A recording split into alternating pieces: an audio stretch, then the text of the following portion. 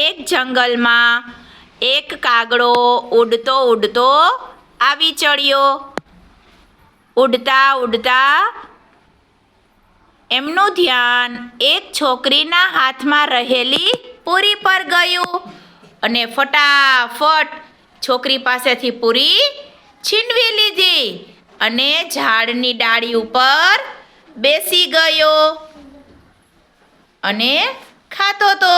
થોડા સમય બાદ એક રખડતું શિયાળ નીકળ્યું અને એને તો પૂરીની સુગંધ આવી.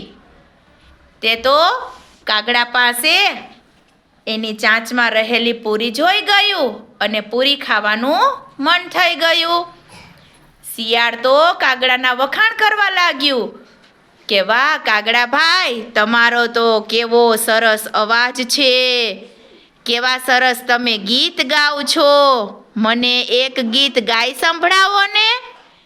તો કાગડો તો ઉત્સાહમાં આવી ગયો અને જેવું ગીત ગાવાનું ચાલુ કર્યું ને ચાંચ ખોલી ત્યાં તો એની પૂરી પડી ગઈ અને શિયાળે તરત જ પૂરી લઈને ચાલવા લાગ્યું.